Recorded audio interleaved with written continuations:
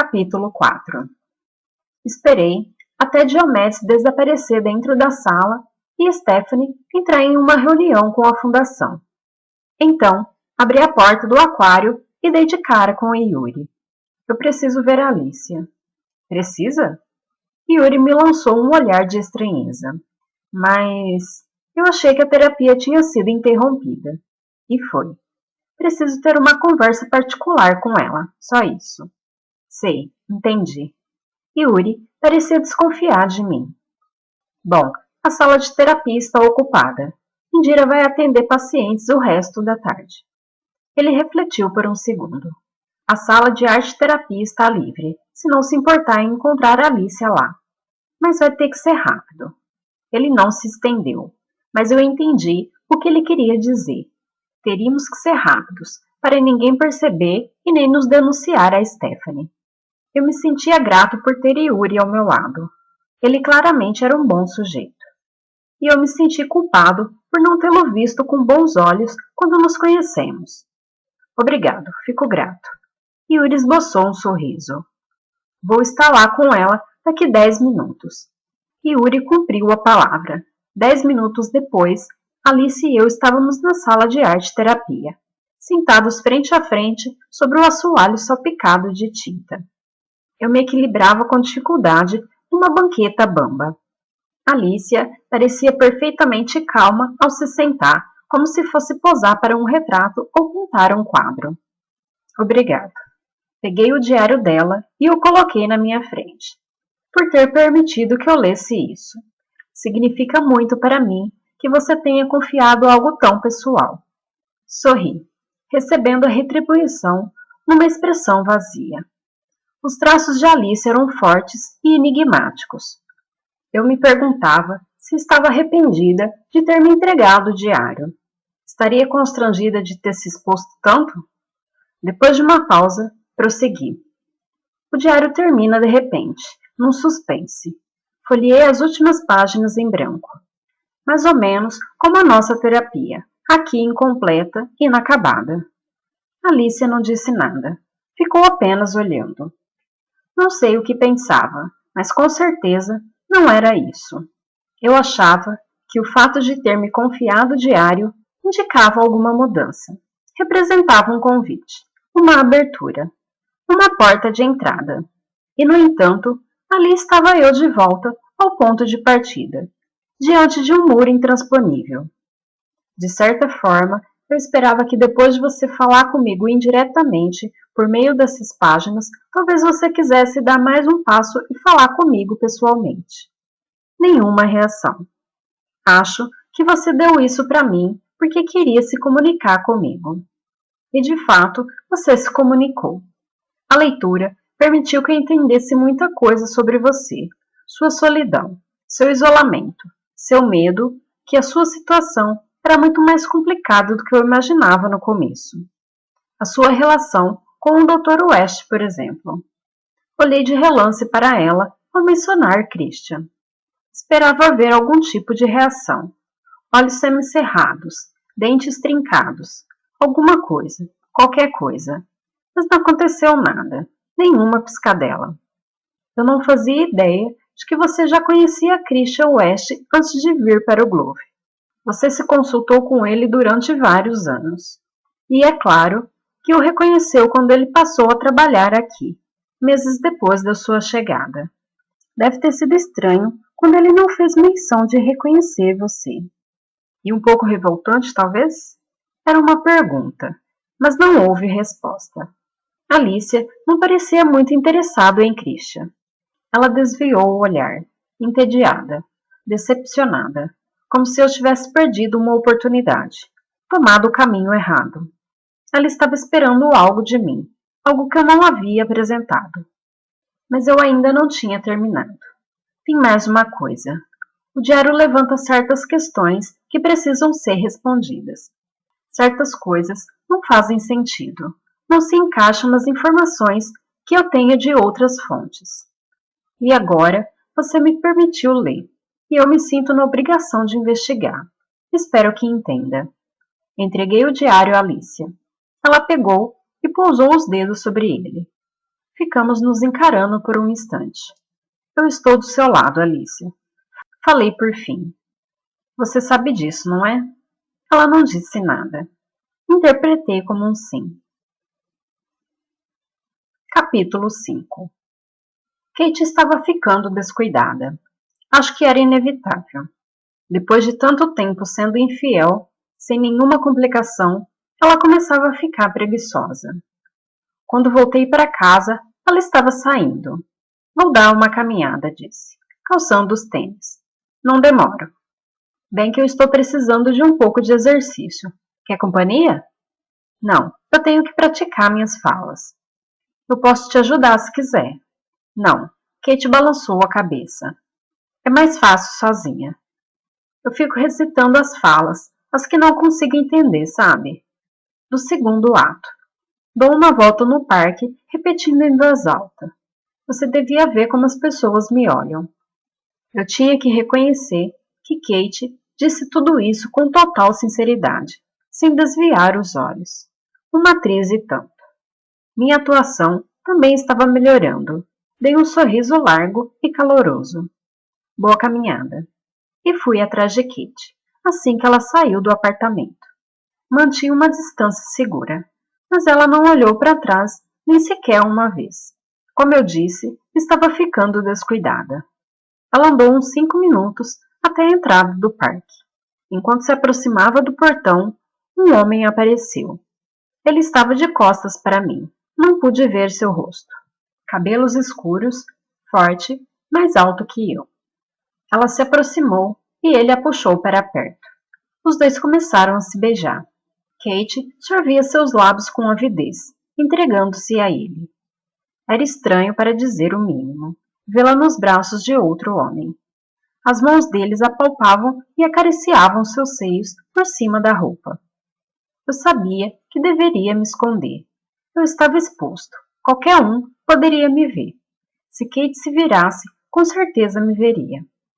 Mas eu não conseguia me mexer. Estava paralisado, olhando para uma medusa, transformado em pedra. Até que eles pararam de se beijar e entraram no parque, de braços dados. Fui atrás. Foi uma experiência confusa. De costas, a certa distância, o sujeito não era muito diferente de mim. Por alguns segundos, tive uma desconcertante experiência extracorpórea, convencido de que me via caminhando no parque com Kate. Kate o levou em direção a uma área arborizada. Ele a seguiu e os dois desapareceram. Senti um frio na barriga. Minha respiração estava pesada, lenta e difícil. Todo o meu corpo me mandava sair dali correndo e ir embora. Mas não, fui atrás deles. Tentava fazer o mínimo de barulho possível, mas eu pisava nos galhos caídos e ficava agarrado nos que ainda estavam presos nos troncos. Então, ouvi algo inconfundível. Um som gutural, profundo e suave que reconheci imediatamente. Era o gemido de Kate. Tentei me aproximar, mas fui impedido pelos galhos, que me mantinham meio suspenso, feito uma mosca numa teia de aranha. Fiquei lá no escuro, sentindo o cheiro úmido da terra e das cascas das árvores, e ouvindo Kate gemer enquanto era comida. E ele rosnava feito um animal. Eu era consumido pelo ódio. Aquele homem havia surgido do nada e invadira minha vida. Tinha roubado, seduzido e corrompido a única coisa valiosa para mim no mundo. Isso era monstruoso, atroz. Talvez ele nem fosse humano, mas um instrumento de alguma entidade maligna querendo me punir. Deus estaria me punindo? Por quê? Qual era o meu pecado, além de ter me apaixonado? Seria ter amado demais, com gana demais? Muito intensamente? Aquele homem a amava? Eu duvidava. Não do jeito que eu amava. Ele estava apenas usando Kate, usando o seu corpo. Não havia a menor possibilidade de ele se importar com ela como eu. Eu seria capaz de morrer por Kate. Eu seria capaz de matar por ela. Pensei no meu pai. Eu sabia o que ele faria nessa situação. Ele mataria o sujeito, seja homem. Dava para ouvi-lo gritar. Engole o choro. Era o que eu devia fazer, matá-lo. Dá um fim nele. Seria um jeito de acabar com isso e de romper o encanto e libertar Kate e nos libertar. Depois do luto, essa coisa estaria acabada para ela. Ela seria apenas uma lembrança, facilmente esquecida, e poderíamos continuar como antes. Eu poderia resolver isso agora mesmo, aqui no parque. Eu o arrastaria até o lago, enfiaria sua cabeça na água, seguraria firme até ele ter espasmos e morrer. Ou então, poderia segui-lo no metrô, ficar atrás dele na plataforma e com um empurrão jogá-lo na frente do trem. Ou me esgueirar atrás dele numa rua deserta e esmagar seu crânio com uma pedra. Por que não? De repente, os gemidos de Kate ficaram mais altos e reconheci os suspiros que ela dava quando atingia o clímax. Depois, silêncio, interrompido por uma risadinha abafada que eu conhecia tão bem. Ouvi os estalos de folhas e galhos sendo pisoteados, enquanto eles caminhavam no meio das árvores. Esperei um tempo. Então, afastei os galhos que estavam ao meu redor e abri caminho pela vegetação, arranhando e ferindo uma das mãos. Ao sair da área arborizada, eu mal conseguia enxergar por causa das lágrimas, e a sequei com um punho ensanguentado. Saí cambaleando sem rumo. Andei e andei sem parar, feito um louco. Capítulo 6. Jean Félix? Não havia ninguém na recepção, e não apareceu ninguém quando eu chamei. Hesitei um momento e acabei entrando na galeria. Percorri o corredor até o local onde Alceste ficava pendurado.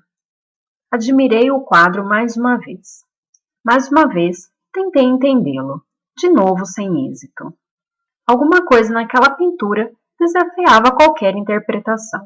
Ou então, havia ali um significado que eu ainda não compreendia. Mas o quê?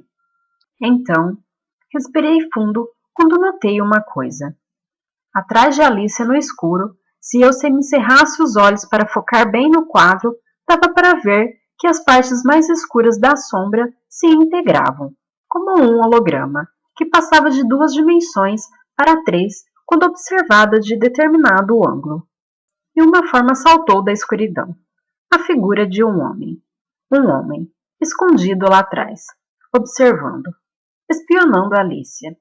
O que você quer? Tomei um susto quando ouvi a voz. Me virei. Jean Félix não parecia particularmente contente em me ver. O que você está fazendo aqui? Eu já ia apontando para a figura do homem no quadro e perguntar a respeito, mas algo me disse que talvez não fosse uma boa ideia. Preferi abrir um sorriso. Eu queria fazer mais algumas perguntas. Agora é uma boa hora? Na verdade, não. Eu já disse tudo o que sei. O que mais poderia falar? É que surgiram algumas informações novas. O quê? Bom, em primeiro lugar, eu não sabia que Alicia pretendia se desligar de sua galeria. Houve uma pausa de alguns segundos antes da resposta de Jean Félix. A voz dele saiu tensa, como um elástico a ponto de arrebentar. Que história é essa? É verdade? Por acaso é da sua conta? Alicia é minha paciente. Pretendo fazer com que ela volte a falar. Mas agora vejo que talvez seja do seu interesse que ela continue em silêncio. O que você está querendo dizer? Bom, enquanto ninguém souber da vontade de Alicia de abandonar sua galeria, você pode ficar com as obras dela para sempre. Do que você está me acusando exatamente? Não estou acusando você de nada. Só estou apontando um fato. Jean Félix riu. É o que vamos ver. Vou consultar o meu advogado e apresentar uma queixa formal ao hospital. Não acho que você vai fazer isso. Como assim? Eu ainda não contei como soube que Alicia pretendia sair da galeria. Quem disse isso estava mentindo. Foi Alicia. O quê? Jean Félix pareceu perplexo. Você está dizendo que Alicia falou? De certa maneira. Alicia me entregou o diário dela. Diário? Ele piscou algumas vezes, como se estivesse processando a informação. Eu não sabia que Alicia tinha um diário. Bem, tinha.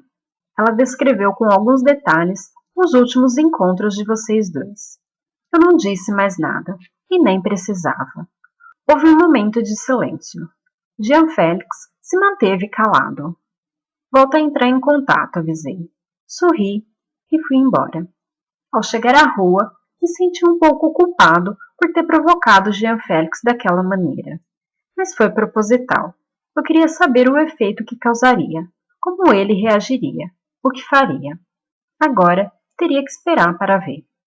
Enquanto caminhava pelo Soiô, liguei para o primo de Alicia, Paul Rose, para avisar que ia até lá. Não queria aparecer sem aviso e correr o risco de ter uma recepção semelhante à da última vez. Ainda não tinha me curado por completo da contusão da minha cabeça. Com o celular pressionado entre a orelha e o ombro, acendi um cigarro. Não tive tempo de tragar quando a ligação foi atendida logo no primeiro toque. Eu esperava que fosse Paul e não Lídia. Tive sorte. Alô? Paul, é o Theo. Ah, e aí, parceiro? Tenho que falar baixo. Mamãe está tirando uma soneca. Não quero acordar ela. Como vai a cabeça? Bem melhor, obrigado. Ótimo, que bom. Em que posso ser útil? É que eu recebi algumas informações novas sobre Alicia. Queria conversar a respeito. Que tipo de informações? Contei que a Alicia tinha me dado o diário dela para ler. Diário? Eu não sabia que ela tinha um diário. E o que diz? Seria melhor conversar pessoalmente. Você tem algum tempo livre hoje? Paul hesitou. É melhor você não aparecer aqui. Mamãe não está bem.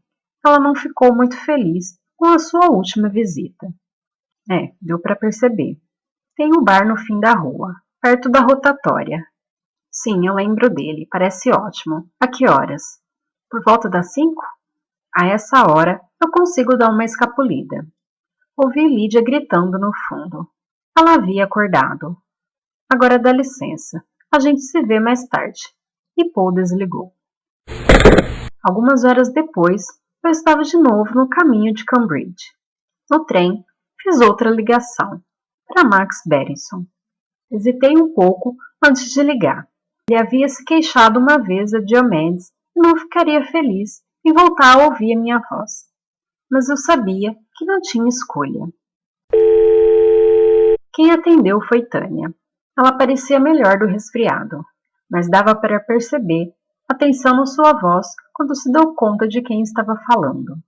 Acho que Max está ocupado no momento. Ele vai passar o dia inteiro em reuniões. Eu ligo de volta. Não sei se é uma boa ideia. Eu ouvi a voz de Max ao fundo. E Tânia respondeu. Eu não vou dizer isso, Max. Max pegou o telefone para falar diretamente comigo.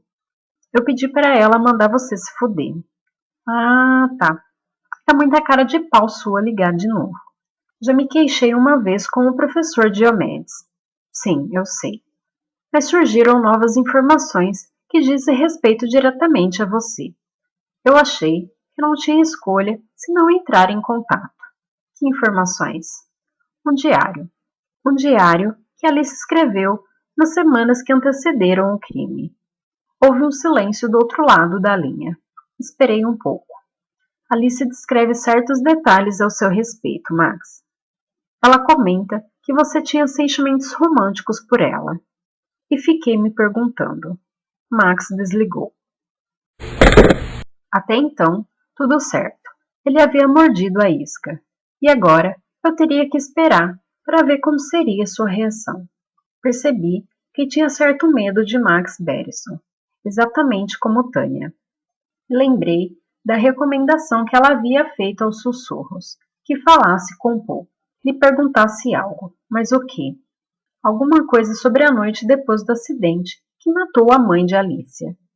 Me lembrei do olhar de Tânia quando Max apareceu, de como ela parou de falar e sorriu para ele. Não pensei. Eu não podia subestimar Max Berenson. Seria um erro grave.